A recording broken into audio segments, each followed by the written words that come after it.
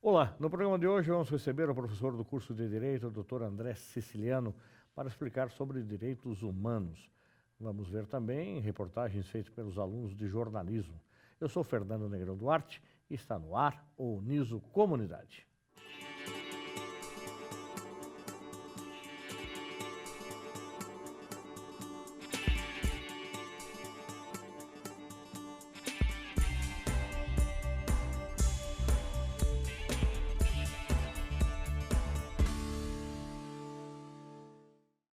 Existe muita desinformação quando o assunto é direitos humanos. Vamos ouvir o que as pessoas acham sobre o tema. O que é direitos humanos para você? Direitos humanos, para mim, é o respeito ao próximo. O respeito ao próximo, fazer praticamente não ser uma pessoa chata com o outro. Eu acho que direitos humanos é uma consciência que todo mundo tem que ter da empatia, entendeu? Que muita gente não tem ainda, mas eu creio que no futuro essa consciência vai permanecer na cabeça de todos e vai espalhar pelo mundo afora, talvez até fora do universo, assim. Bom, eu acredito que direitos humanos diz respeito aos direitos fundamentais de todo ser que está aqui nesse planeta.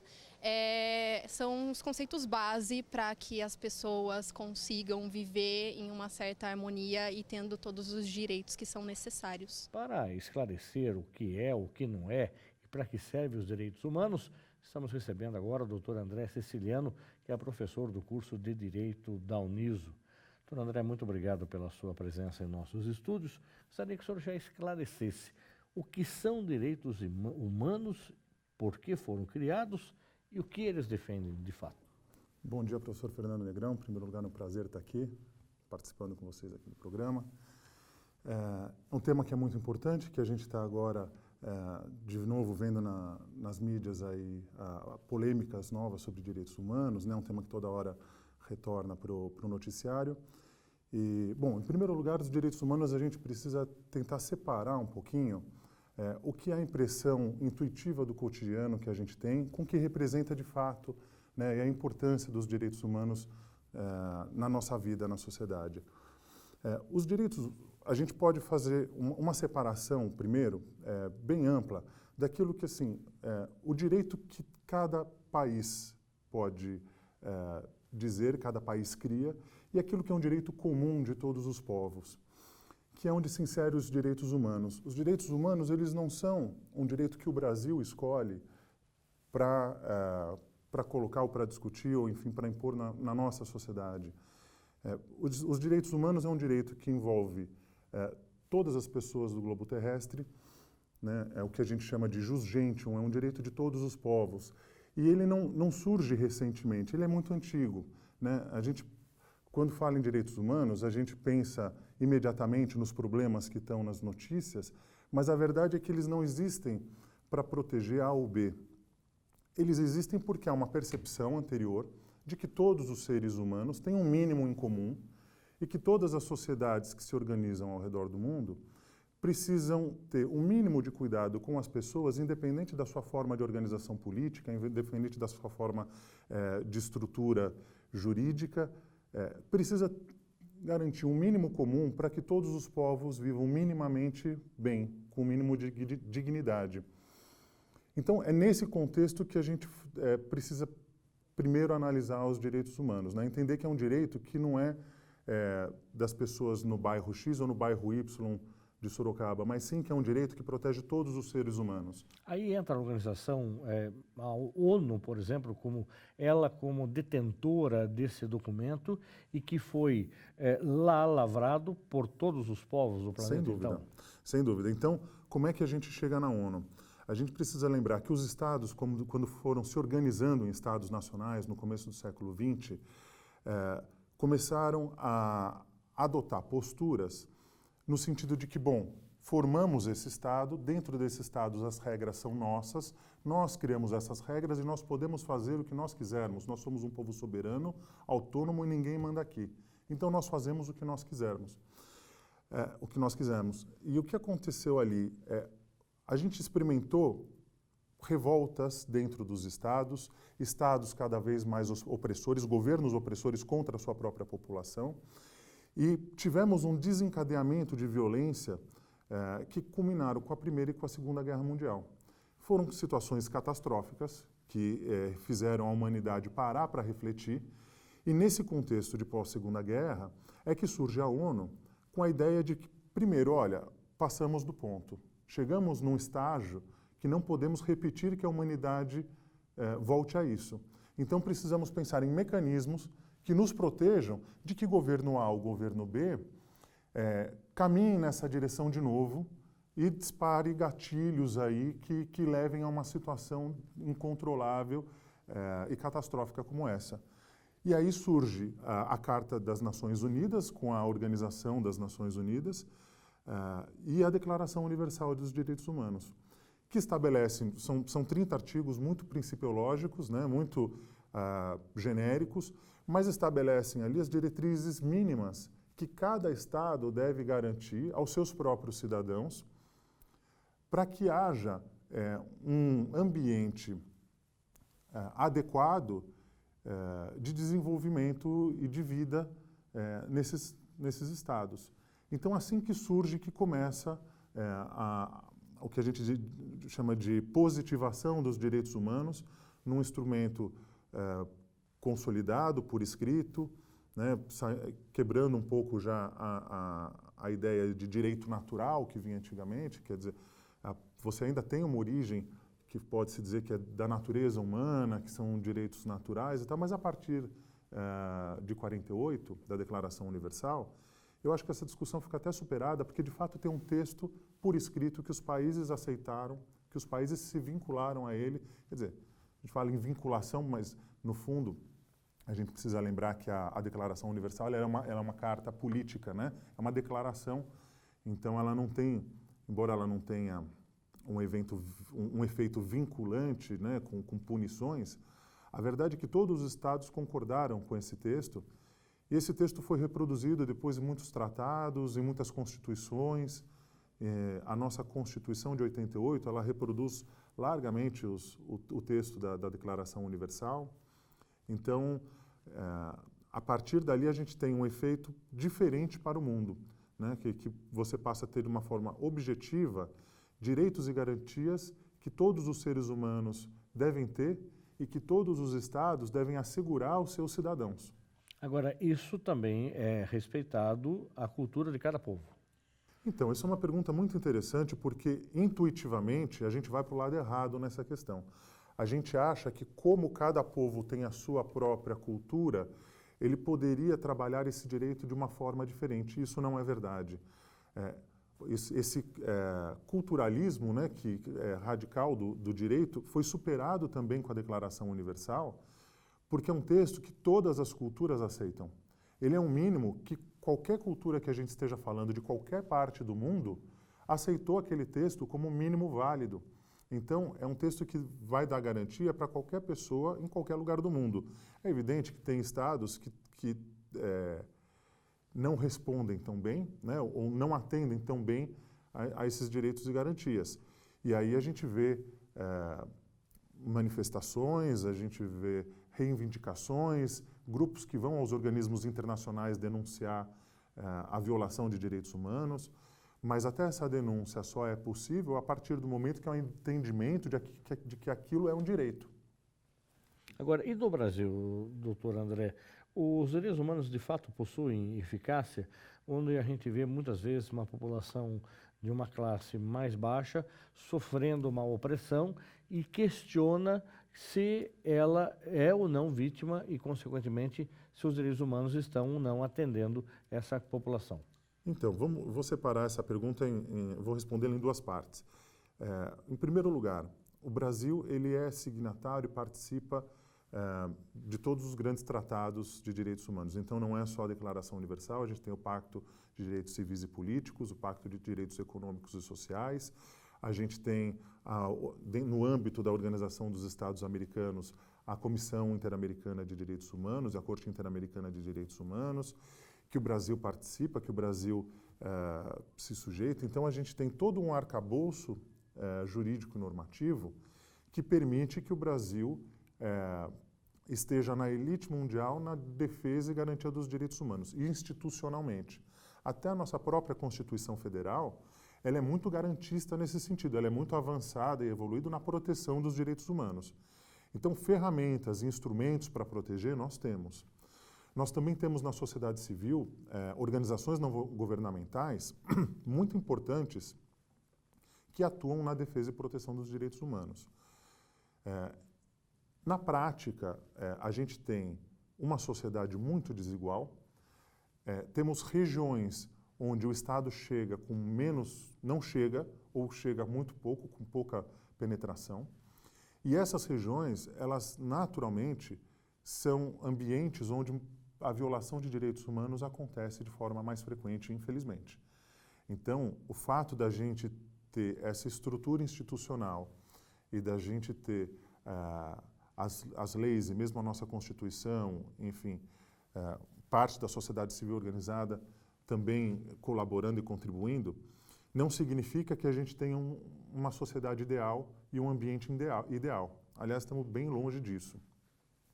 A verdade é que as violações de direitos humanos, elas acontecem com alguma frequência, infelizmente, mesmo nos grandes centros também acontecem. E nós temos ainda duas situações diferentes, quer dizer, uma é onde a ausência de Estado permite que a violação de direitos humanos ela aconteça por falta de policiamento ou por falta de controle. E outra, que eu acho muito mais grave, é aquela que é perpetrada pelo próprio Estado, né? E isso também, infelizmente, não é raro. Agora, por exemplo, quando a gente vê uma população que passa fome e, de repente, a gente percebe que essa população está sendo massacrada no seu primeiro direito humano, que é o direito à vida. Como é que para quem que ela recorre? Então, a primeira instância de recurso é sempre o próprio Estado, né? Mesmo as organizações internacionais e os tribunais internacionais, as cortes que podem ajudar nesse sentido, para você poder acessá-las, você precisa esgotar as vias domésticas antes de recursos e tentativas de resolução dos problemas. Quando a gente tem essa situação de miserabilidade, sem dúvida é uma falha do Estado na garantia dos direitos humanos. E deveria ser uma preocupação primeira dos Estados, de percebendo sua falha, tomar medidas para corrigi-las. Então, essa responsabilidade internacional do Brasil em assegurar os direitos humanos aos seus cidadãos, ela tem que ser premente na nossa política e no dia a dia. Alguns governos são mais, outros menos. Agora, sem dúvida, a responsabilidade do Estado é de ele sendo titular do poder de polícia, sendo ele eleito como representante daquela população, ele tendo poder financeiro pela arrecadação tributária dos cidadãos. A primeira tarefa dele seria, sem dúvida, garantir dignidade, justiça e o direito à vida com as condições humanas mínimas que a gente espera. Agora, muitas vezes, quando se discute direitos humanos, se acaba entendendo que ela é veiculada à esquerda política. Por quê, doutor? Então, é curioso isso, porque ao longo da história, esse discurso mudou algumas vezes, né? Na década de 60, no âmbito das Nações Unidas, quem mais busca proteger os direitos humanos e emplacar essas garantias individuais é o capitalismo contra um comunismo que era um comunismo visto como violador de direitos humanos, que era um Estado opressor, que era um Estado que violava direitos e tal. No momento seguinte, você tem, na América Latina, um cenário de ditaduras de direita que são violadoras de direitos humanos. Então, a proteção desses direitos humanos, num momento de autoritarismo, com práticas violadoras de direitos humanos, né, de tortura, de sequestro, de raptos, enfim, a esquerda acaba se apoderando desse discurso de defesa dos direitos humanos, mas eu acho que o principal nisso não é se é a esquerda ou se é a direita, é a gente perceber que vincular a esquerda ou a direita é errado. Proteger os direitos humanos e garantir que as pessoas tenham uma vida digna, eu tenho certeza que é um objetivo de qualquer político no Brasil, seja ele de direita ou de esquerda. pelo menos dos políticos daqueles como a gente espera que os políticos sejam, né, daqueles que estão de fato para nos representar.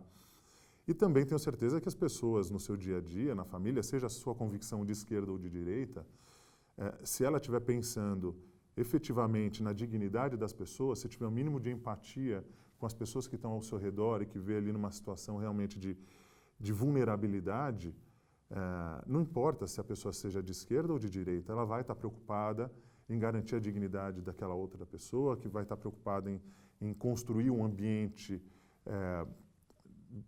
enfim, uma sociedade que dê respostas a isso, que dê oportunidades. E a gente pode até ter diferença na forma como essa resposta vai ser, mas a premissa anterior de que alguma resposta precisa ser dada, ela é comum. Agora, ela deve recorrer a quem? Por exemplo, hoje os direitos humanos, ela tem uma comissão de direitos humanos que está vinculada à OAB, o senhor falou até ao Estado, mas, por exemplo, quem é que cuida desse órgão? Existe um órgão fiscalizador? É a OAB o órgão fiscalizador? É uma ONG o órgão fiscalizador? É um clube de serviço? É a polícia? É um partido político? A quem é onde está pendurado os direitos humanos ou ele não está pendurado em ninguém? Não, institucionalmente ele está amparado na lei. Os direitos humanos eles estão amparados na lei, estão resguardados pela lei no ordenamento jurídico brasileiro. A partir daí, a fiscalização ela pode ocorrer tanto pela polícia quanto pela sociedade civil, com organizações governamentais, os órgãos judiciais. Então, a denúncia de situações de abuso ou de violação de direitos humanos, ela pode ser feita tanto à OAB, pode ser feito a alguma organização não governamental específica que atue naquela área. Então, você vai ter mesmo questões ambientais, você vai ter questões de acolhida humanitária, então você vai ter algumas segmentações que você vai ter organizações mais próximas, mais efetivas na identificação do problema e na denunciação desse problema. Uma vez que você denuncia aquela situação de violação, e isso seja judicializado, que você não tendo uma resposta imediata administrativa das autoridades, seja ela municipal, estadual ou federal, porque tudo depende muito do caso concreto.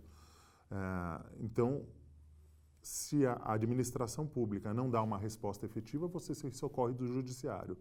Se o judiciário também não te der uma resposta efetiva, aí você vai para os órgãos internacionais. A gente teria que fazer uma denúncia na Comissão Interamericana de Direitos Humanos, que, analisando o caso e vendo que é um caso de jurisdição e competência da Corte, leva o caso para a Corte Interamericana.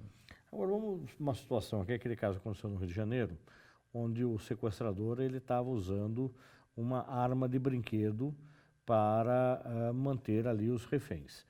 E ele foi alvejado e morto por um sniper, né, que é um policial de elite, e aí quando se percebeu que ele estava com a arma de brinquedo. Numa situação dessa, pela proporção do caso, uma arma de brinquedo e um sniper com a possibilidade que ele acabou levando à morte. É o caso de direitos humanos entrar nessa discussão? Não é o caso, ou não havia possibilidade de saber se aquela arma era de brinquedo ou não era de brinquedo. Enfim, se discutiu, já houve discussões do caso que ele era desempregado, ele estava passando por uma crise de demência, há discussões de que os direitos humanos tinham que interferir de alguma forma, haveria um período maior de negociação. Por outro lado, ele tentou atear fogo nas pessoas. Enfim, há uma briga ali, parece que também essas discussões acabam levando, por um lado, apaixonado, e aí parece briga de discussão de torcida de futebol. Como é que o senhor vê as situações desse gênero, doutor André, dessa situação? É direitos humanos ou direitos humanos não tem nada a ver com esse caso do Rio de Janeiro? Claro que tem. A gente tem que partir do princípio que, em primeiro lugar, o Estado falhou. O Estado brasileiro, em dar segurança para aquelas pessoas e na forma de agir para dar segurança a essas pessoas, o Estado brasileiro falhou. E falhou pela mão do governo do Estado do Rio de Janeiro. A situação fática é que nós tivemos uma execução sumária sem direito à defesa, à justiça e ao contraditório, uma condenação pelo devido processo legal. Então, há uma falha do Estado, sem dúvida. Agora, a gente pode analisar a situação concreta e achar atenuantes ou buscar excludentes de responsabilidade. Tínhamos 37 vidas em risco nesse ônibus, 37 ou 38 vidas em risco, numa situação de estresse, numa pessoa sob cativeiro e sob comando de uma pessoa desequilibrada. Então, aquela situação de tensão, o ideal, se a gente fosse seguir a cartilha dos direitos humanos, se a nossa polícia fosse devidamente preparada, se o nosso Estado tivesse os recursos adequados, a resposta ideal para esse problema seria a seguinte: neutralizar o sequestrador, protegendo a vítima das pessoas no ônibus e levá-lo para a justiça. Tal como foi feito no episódio da facada no presidente, quando estava em campanha. Conseguiram pegar o criminoso e levá-lo para julgamento. Em julgamento, você consegue investigar todas essas situações, se ele estava em pleno juízo das suas faculdades, se tinha atenuantes, quais eram os agravantes, e aí você tem o devido processo legal. Essa é a situação perfeita. E o ideal seria que nesse episódio do ônibus fosse essa situação, essa resposta também. Não foi. Agora, o que é possível, seria possível fazer ali ou não? Uma investigação profunda que você precisa ver exatamente os recursos disponíveis, a capacidade das pessoas que estavam operando. Agora, é muito preocupante você ter como uma política de Estado um comportamento de execução sumária. Quer dizer, que é, inclusive, a política do próprio governador do Rio de Janeiro, exato. Que a ordem partiu dele. Isso como política pública de segurança é absolutamente inaceitável. Isso sim é algo que precisa e muito provavelmente será levado, se já não está sendo levado, para análise dos órgãos internacionais de direitos humanos, porque é inaceitável e inadmissível que você tenha como política de um Estado democrático, num Estado de direito, onde as leis em tese funcionam, onde o processo judicial em tese funciona, ou pelo menos o mundo inteiro acredita que funciona, e você adota como política de Estado para combate à criminalidade a execução sumária. Sem análise, sem a chance de você analisar. Veja só, parece muito fácil quando as pessoas dizem: não, mas se a pessoa está portando um fuzil, óbvio que ela é um criminoso. Mas vamos para a realidade das comunidades no Rio de Janeiro, que são dominadas pelo narcotráfico, ou que são dominadas pelas milícias, ou um ou outro. E aí você tem crianças e jovens que são cooptados e que são obrigados a fazer as tarefas do crime organizado. Então, para quem não tem contato ou nunca viu isso, a situação é a seguinte: você chega para a criança e fala: olha, você vai ali e busca aquele fuzil para mim e traz aqui para cima no morro, senão eu mato seu irmão fica aqui de garantia. Ou você vai, senão eu mato você. Ou você vai, ou se eu sei onde você mora, eu mato a sua família. E na prática é exatamente isso que acontece, não só com a busca de equipamentos, mas com o tráfico de drogas e tudo mais. Se você não dá a oportunidade de prender essa pessoa, levar para a justiça para ser julgada e analisar qual era a situação no caso concreto, se aquela pessoa de fato estava fazendo uma patrulha como um militante armado ali, como um membro da gangue, ou se ele estava sob coação fazendo alguma coisa que ele não tinha alternativa para defender a sua própria vida se não fazer aquilo. Então, eu acho que essas situações, quando a gente analisa um pouquinho mais a fundo, elas são complexas e aí a gente precisa, de fato, ter instituições, organizações que cumpram a lei e que imponham para a sociedade aquilo que é o que deve ser feito, apesar dos momentos que a gente tem de raiva, de ódio e de comoção popular a favor de uma coisa ou outra. Doutor André Siciliano, muito obrigado pela sua participação no nosso programa. E esperamos o senhor aqui em outros momentos para a gente discutir outros assuntos do direito também. Eu que agradeço pela oportunidade, uma boa tarde. No próximo bloco, acompanhe as reportagens produzidas pelos alunos de jornalismo. Nós vamos para um rápido intervalo e voltamos já.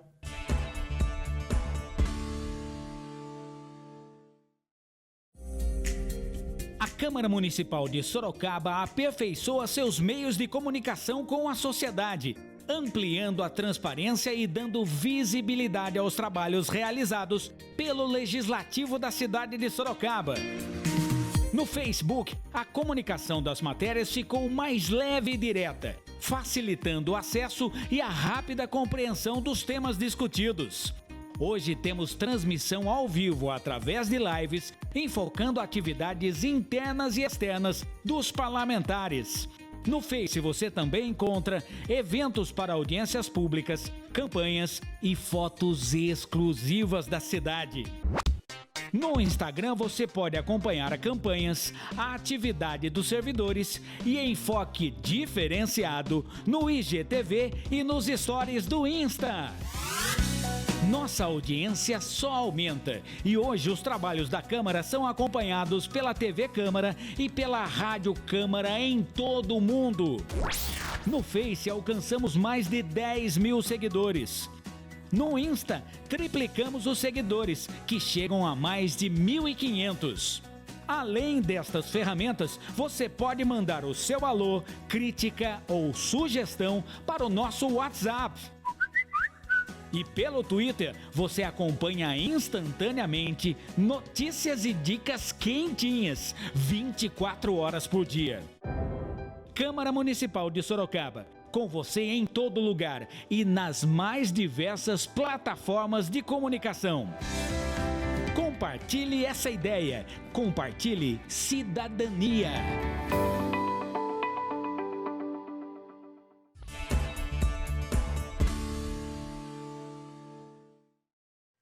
Do mundo real ao virtual. Os games é o passatempo de alguns, mas é profissão de outros. Tem espaço para quem quer ser jogador profissional e para quem quer criar novos universos a partir da tecnologia. O professor Randolph de Souza conta que a produção dos jogos eletrônicos hoje é bastante acessível.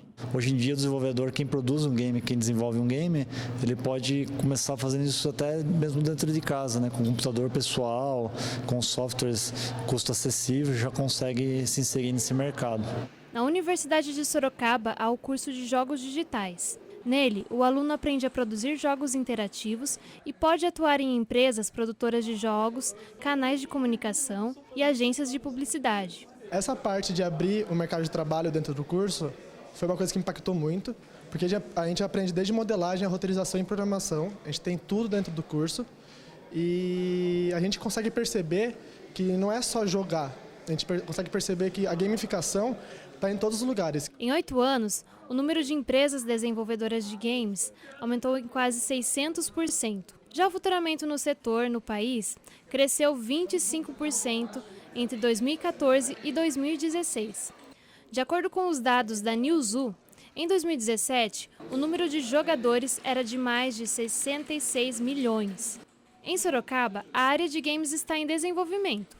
O projeto SIG é uma parceria entre universidades da cidade com o Parque Tecnológico, que promove debates mensalmente. O mercado regional ele começa agora a tomar forma, as pessoas estão começando a se conhecer, esses encontros que acontecem uma vez por mês no Parque Tecnológico têm atraído profissionais, jogadores, desenvolvedores da área de jogos digitais e acho que a partir daí a gente começa a se organizar e fazer o mercado regional desenvolver mais. A presença das mulheres nos games tem crescido nos últimos anos. De acordo com o segundo censo da indústria brasileira de jogos digitais, o número aumentou para 20% das mulheres que atuam no âmbito profissional. E esse número também triplicou nos últimos 5 anos. Naime Zanzotti saiu da psicologia para o curso de jogos digitais. Ela é a única mulher da sala no período da noite. Para ela, a sexualização da mulher continua explícita em muitos games e, por isso, decidiu fazer diferente. Principalmente na criação de personagens, na caracterização dos personagens, que isso é muito importante, né? Porque a gente sabe que a sexualização existe dentro dos jogos e é uma coisa que eu pretendo, não vai ter de jeito nenhum nas minhas narrativas, a sexualização de uma mulher e tal. Matheus Oliveira gosta de jogos desde criança e alerta que a área não é brincadeira. Acha que jogos é brincadeira, só que não é bem assim. É bem difícil você entender toda a parte de programação, de fazer um jogo e além de outras coisas envolvidas, que não é simplesmente só você chegar e falar, quero fazer um joguinho.